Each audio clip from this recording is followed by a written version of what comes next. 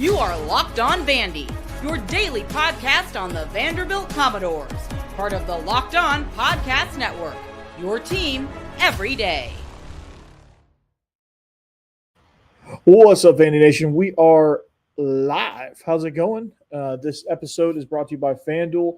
If you play now at FanDuel.com, Championship Weekend is getting started. $300 in bonus bets if you win your first $5 bet. You have to take advantage of that special right now. But speaking of special, this is why we are here.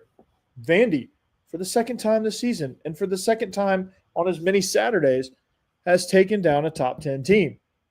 This time the victim is Kentucky. Like I said, we are live here on a Saturday night. It's been kind of crazy around here, so I'm going live a little bit later than I wanted to, but nonetheless, it is a special occasion. This is a game. This is a thing. I wanted to give my quick reaction here. Music City Upset is the title of the show. Again, Vanderbilt takes down Kentucky at Memorial. Memorial Magic seems to be back. Jump in the show.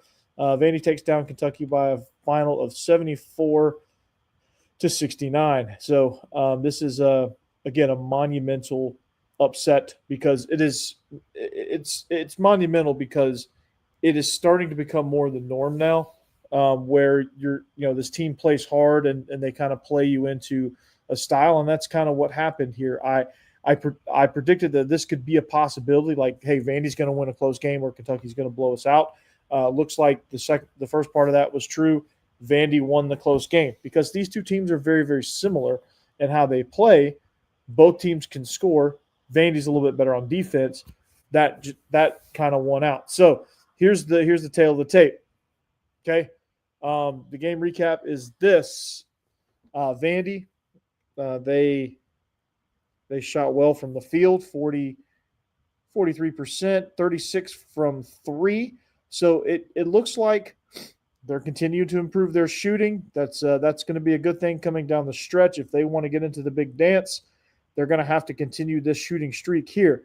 All right, from the line, they were – is that 36% from the line? Holy cow. How'd they win this game being 36% from the line? I didn't realize it was that bad. Good Lord, they couldn't hit a free throw. All right, Jason Edwards, start again, 18 points, 6-11 from the field. You had – this game was – looked like Vandy was able to stay out of foul trouble. And looks like they dominated. Well, it looks like they got more points in the paint and turnovers.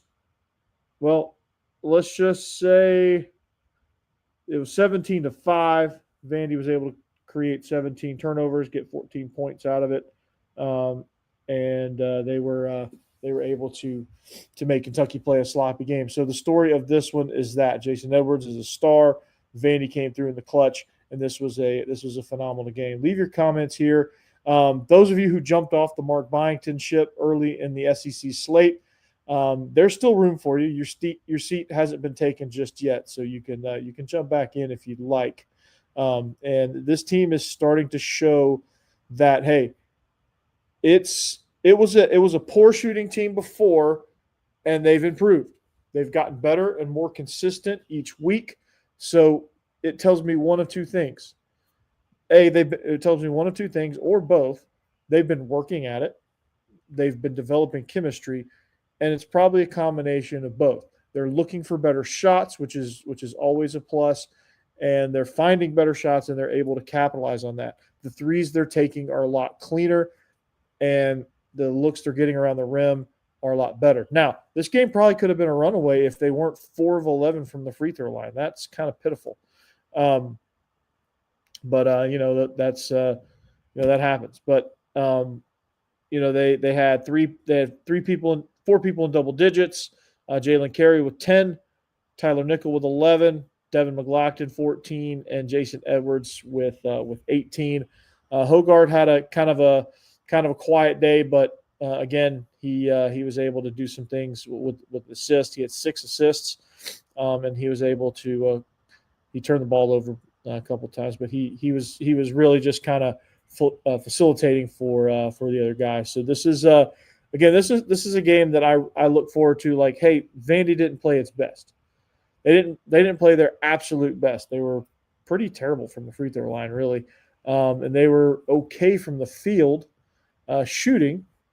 They were good. They were good 3-point. They were good from 3-point, so that's always good. And then they just, the 17 turnovers from Kentucky that they were able to cause was probably the biggest thing in this game. That I think when you look at it, that kind of defines this team. They're able to beat you by pressing you and putting pressure on you, causing you to play outside your comfort zone and causing you to yet turn the ball over. So this is the first time that Kentucky has lost consecutive games this season. They've never lost 2 in a row this season.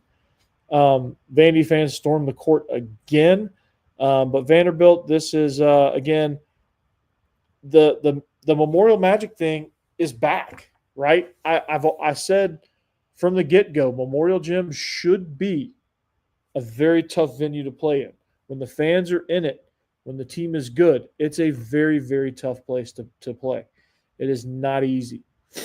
And it's back. All right, Memorial Magic took about a 6-year hiatus with Bryce Drew and Jerry Stackhouse. Wasn't very magical. It's back, okay? Because 2 top 10 teams go down inside this building. They're a totally different team. They're energized. They had a second straight sellout at a home game, and this is this is the first time since 2011 that it sold out two times in a row. And it is like I said, the acoustics in there. Like if you look at the building, like the stand, they go straight up and down. Right, it's very vertical, so that sound just kind of swirls around down on the floor. So this is this is a good thing for Mark Byington. I think he's really getting the fans and getting the team and getting everyone in the community on board with what's going on with this Commodore team. This Commodore basketball team is fun to watch. They play a great style of basketball. They play together. They take smart shots, and they're starting to develop that killer instinct. They're starting to develop that, hey, things aren't going exactly as planned, but we're going to find a way to win. We're going to do whatever we can, scrap, claw, dig, whatever we got to do. We're going to get the ball in the hoop more than you, and we're going to win this game. So this is something that I'm excited about with this team, and I think you should be too.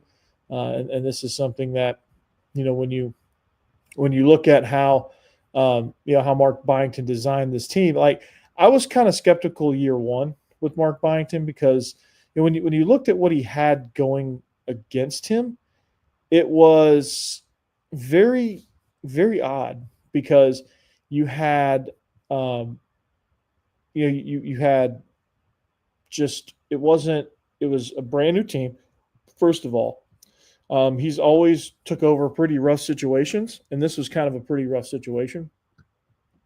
You lose your entire roster, so you're getting brand new guys. You didn't know how they were going to respond, right? And in the non-conference schedule, like sometimes, like if you just got a collection of talented dudes on a basketball floor, they can win those games a lot of times. And I think at first we were kind of disillusioned by, okay, this is some talent. This is a talented roster, but we're just not a team yet. Like you could tell when you watched them, it's like we're pretty freaking good. We can do a lot of good things well. We're not very big, and that might come back to hurt us in league play. But dang, we can move the ball up the floor, and we can kind of put some pressure on you. If this team ever figures it out, they're going to be pretty dang good. Conference play starts, then you're looking at it and you're going, okay, well maybe I was right. The lack of size hurts. This team is not quite gelled to the point to where when you have equal talent or better, that they can overcome some of that stuff. And the best thing to do is just to keep on plugging away, right? Keep shooting, keep passing, keep working on your chemistry. And that's what they did. Like this team did not like what I love about this is this team did not panic. This team did not say, "Oh, we can't do it. Oh gosh," and then just start like the mark of a non-well coached team, or of a team that's not coached very well, and a team that doesn't really care, is a team that's just gonna, as soon as they get the ball's going up, right? As soon as the ball goes up, it's Brick City, and everybody's just kind of standing around. Everybody's just kind of playing basketball, right? They're not really trying to accomplish anything. They're not really, there's no like team goals or there's no like togetherness. That's what you see in a team that's not very well coached. But this team, despite them not having the chemistry developed yet, despite them not being a great shooting team, despite them having a lack of size compared to their league mates, right? Your tallest guy, 6'9". Everyone's got somebody 6'11" or better, right? There's some size in this league. There's some guys down in the paint. And for them to overcome that, they have figured out a way, okay, we've got to do X, Y, Z. And they learn that really quickly, and they keep learning and keep learning and keep learning. They develop that, and they say, okay, well, we've got to now, okay, so teams are going to pack the box. They're going to force us to shoot threes. We should just start getting better at shooting threes. That's number one. Number two, we need to keep working on our chemistry because eventually it's going to pop, and we're going to really take off. And the ball move, like you started to see the ball movement kind of improve. The shooting wasn't quite matching the chemistry that was developing, and you knew eventually that it would because shooting is such a fixable thing. It just takes reps and reps and reps, and they started to come together, and this is great. Lucy is she's fired up. I think we all should be too. All right, Lucy, right? You can translate that. Tournament in year one, best basketball coach we've ever had. I agree. Let's get to March, and then we can crown him as the best basketball coach we've ever had. Keep this up. I mean, they keep playing like this. That'll come true. Guards win in March. We have 17 of them. I love that. That'll never get old. And then, of course, can we keep the guys we have with NIL? I mean, that's the whole thing about NIL. There's no guardrail, so you would like to think, yes, you could, right? Like Jason Edwards is going to be tough to hold on to. He's a star. He may go to the NBA too. Like that's the whole thing with basketball, Lucy, is like the NBA probably takes precedent over NIL. Like you have to compete with the NBA. So you're never going to get – I don't say never because never say never, but you're rarely going to get those top-notch guys because after a year, they're going to go to the NBA. There's no question about that. They're going to the NBA, and they're going to try their luck there. So it's not really NIL that we have to compete with, like, because guys, those upper-level guys, like Jason Edwards is not going to transfer.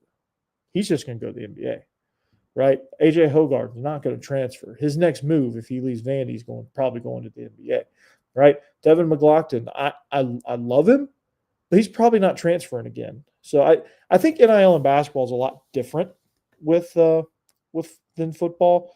Tyler Tanner's the star of the future. I think in basketball there's probably going to be less transferring because of the NBA, but I think that Tyler Tanner is going to get offered a lot of NIL dollars. Nonetheless, that's not going to stop teams from trying to get them to transfer. I just don't think that. I think he's going to say, okay, I got one more year, and then I'm going to go to the NBA. So that's usually kind of how that works. But again, NIL, we just have to show that if Vandy can show, if Candace Story Lee can show, and the Anchor Impact can show that they're willing to play the game, they're willing to invest, then they will get it. I guarantee it, right? I guarantee it. They will notice a remarkably big difference if they decide to fully commit to NIL. Fully commit. They'll notice it in football, they'll notice it in basketball, and they will notice it in baseball. Tim Corbin just needs to get on board. He's going to build a roster, okay? I think it's a little soon for that, Lucy. I know you're excited. I don't think a whole lot of teams are going to come after Mark Byington just yet. But Vandy's got to make him feel comfortable too. They've got to financially say, hey, we're gonna invest in you too, right?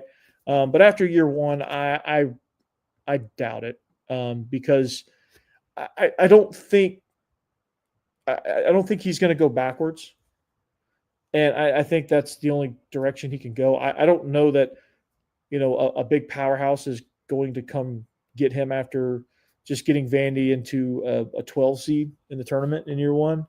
Like, he's going to have to do it repeatedly. I think he'll have to do it like over the course of 5 seasons for any of the big power schools to come get him. He's a great coach. Don't get me wrong, but Vandy's not the first place people are looking when it comes to that, and they want to see sustained success. They want to see a guy that has a track record, right?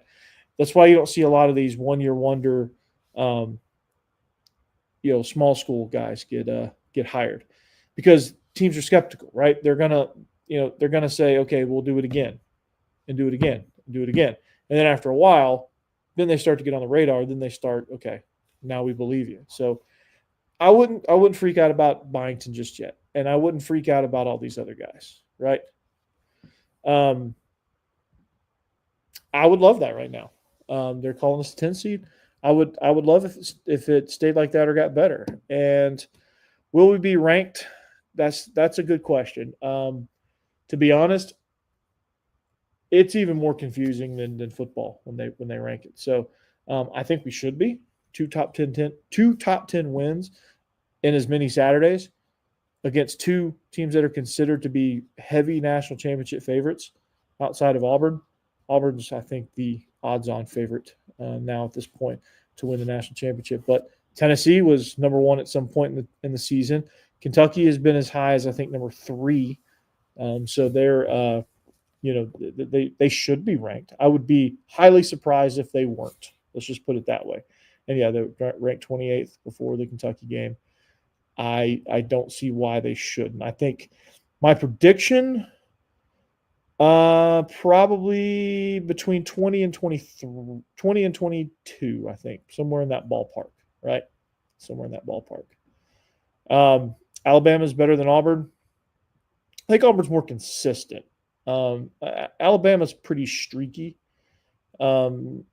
It's kind of how I see them. I think if they played, I know it's not like this, but I think if they played over the course of 7 games, Auburn would win that series. They'd probably win it in 5, right? If this were NBA style type of playoff.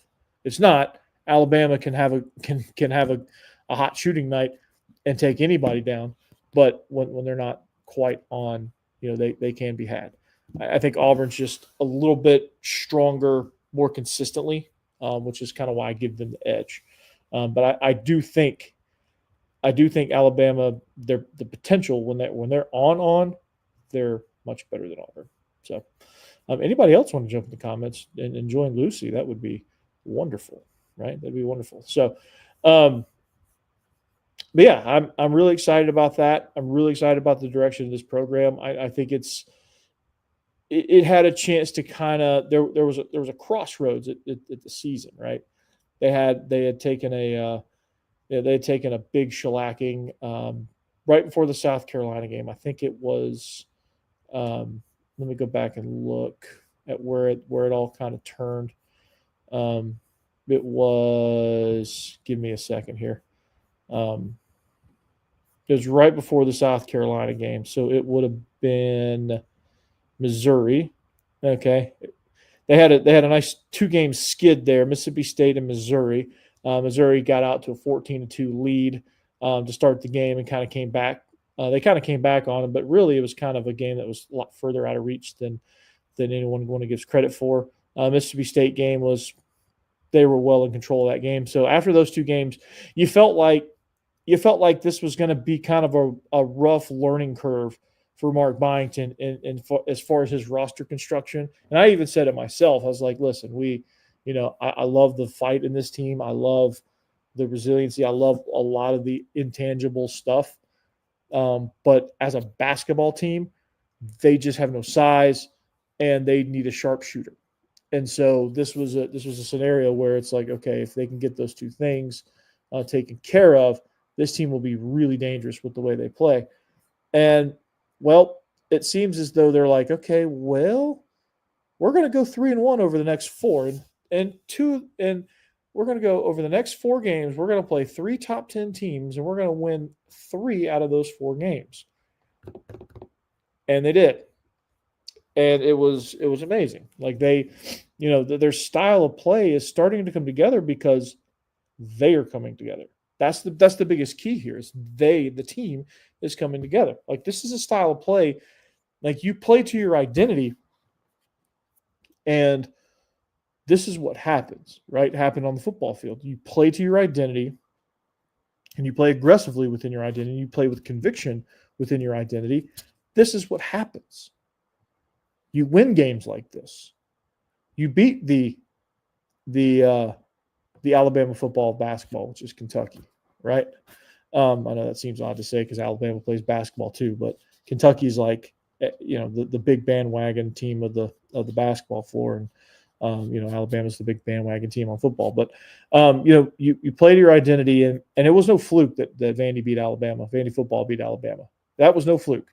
And this was no fluke either. This was a team that gutted this one out. They kept going, kept plugging, kept pushing to adversity. They couldn't hit water if they fell out of the boat from behind the free throw line. That can obviously improve. I'm not worried about that. That's not a good thing you want to maintain, but it's certainly something you can fix. And it's amazing. And that's our biggest thing, Lucy. We cause turnovers. Like that's how we get teams off kilter. And the good teams, Missouri, Mississippi State, and Alabama, the teams that have beat us, they have the teams that are built to withstand that kind of thing, right? They're the teams that, hey, it doesn't matter how much you turn us over. We're just going to methodically get you going, right? Mississippi State's a really good basketball team. They should be ranked a little higher than they are. They're a really good basketball team. They got some size, and they just kind of do their thing. They're not fazed by anything. They're well coached. All right, Missouri, I think as well. They're well coached. Tennessee, we were able. Georgia showed us a blueprint of how to get them off kilter.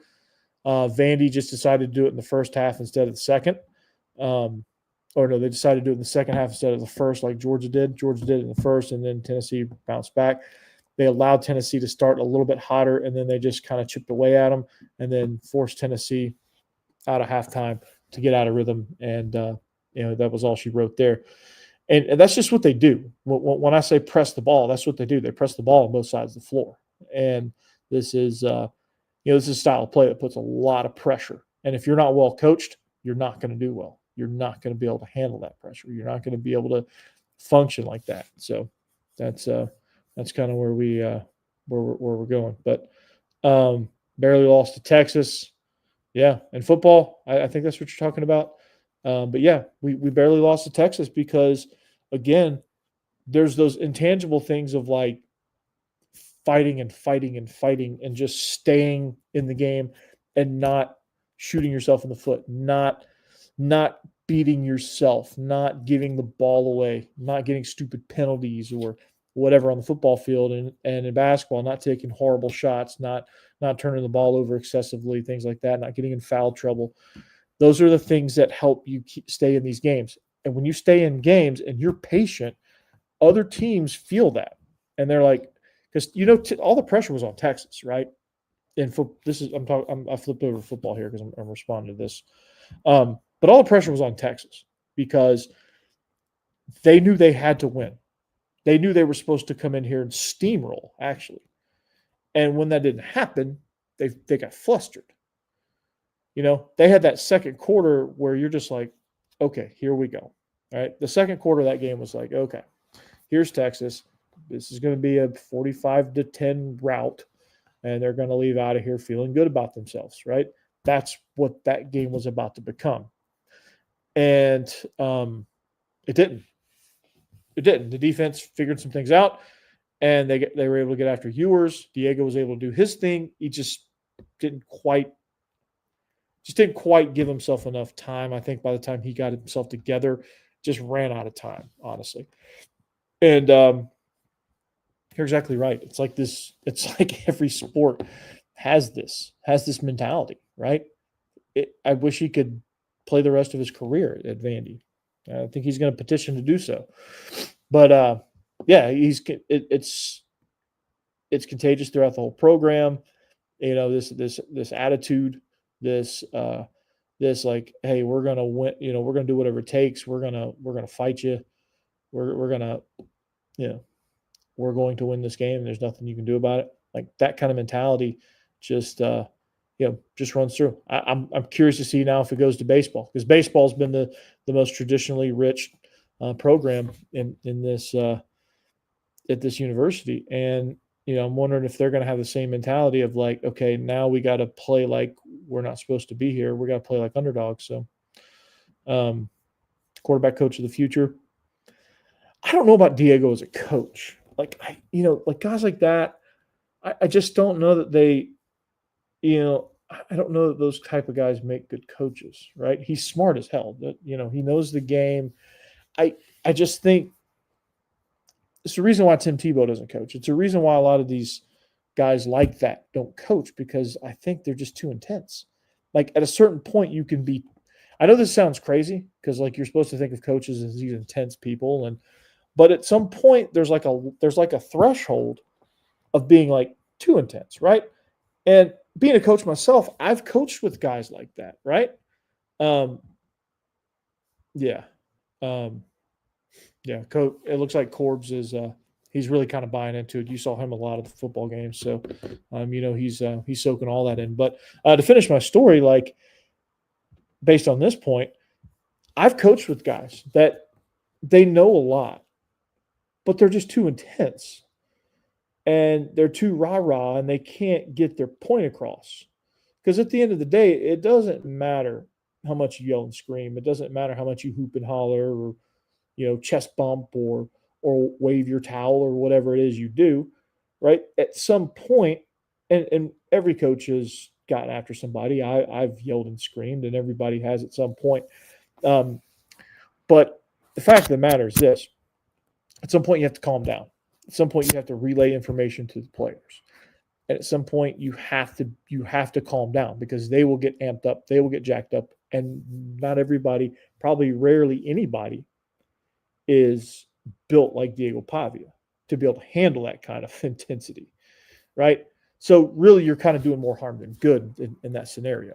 I'd be interested to see what he'd be like as a coach. I would certainly enjoy to watch that experiment, but I just don't think he would be that. I don't know. It's just something, he's going to be good at a lot of things, but I just don't think coaching, it takes a certain kind of personality, and I'm not sure that Diego has that. If you catch my drift, and yeah, so he knows the game inside and out.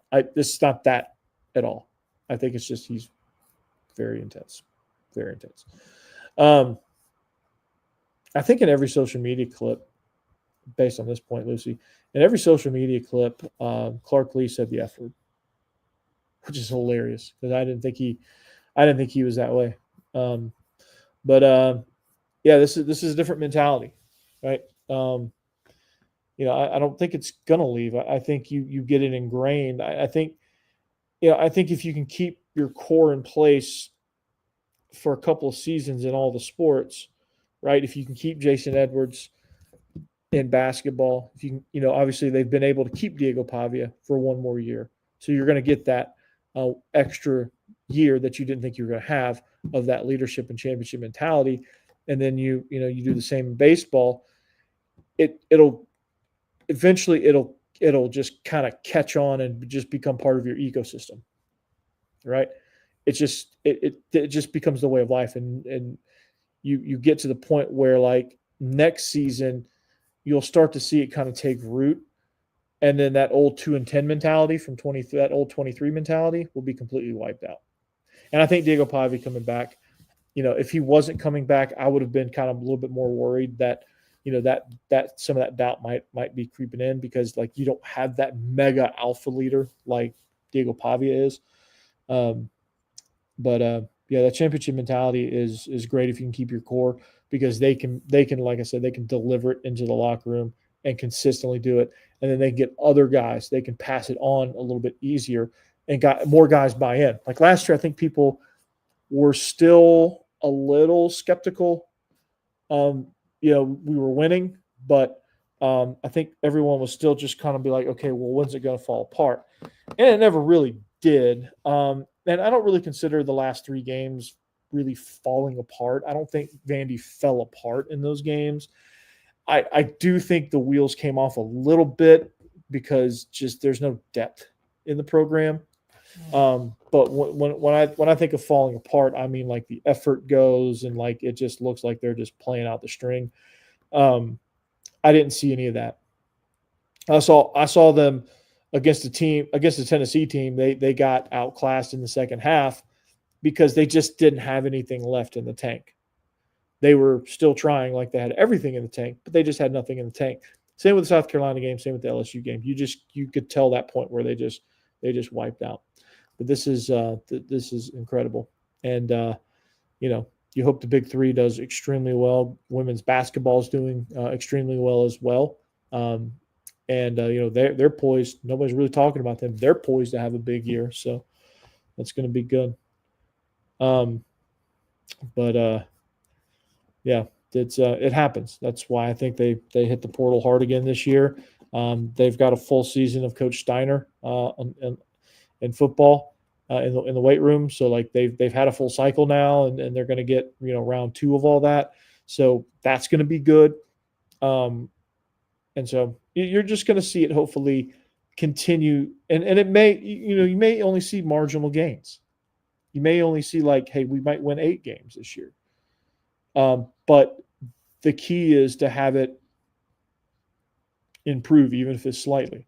If it improves even just slightly, it is very, very much the makings of a consistent program, and a consistently good program, because you're starting to do it year in and year out. You're starting to repeat, and not so good programs or bad programs have that fluke year and then they crash back down to earth, which I think everyone's expecting that because that's what Vandy's always done. So I'll be happy to see what they do when they finally shock the world. So I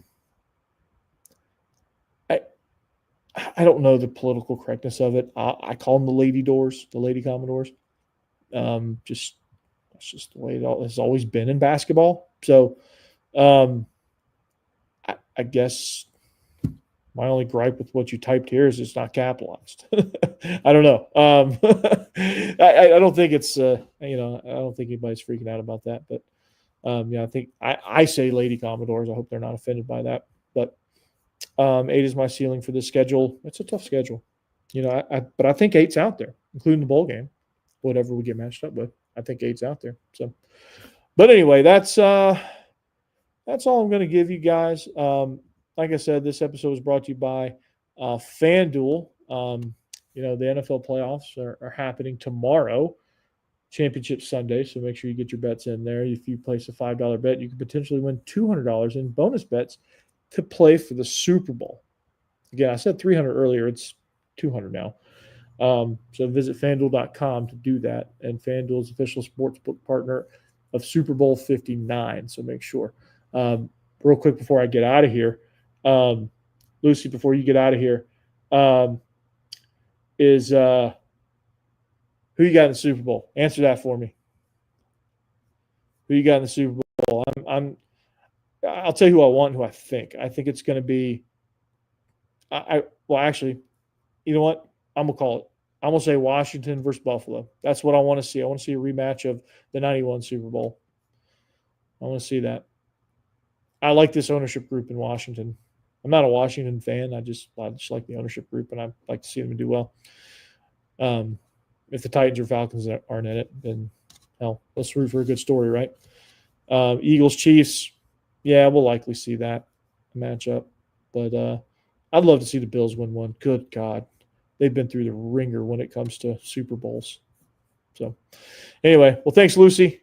And I will talk to everybody soon enough. Peace out. Have a great rest of your weekend. Go Doors. Anchor down. Peace.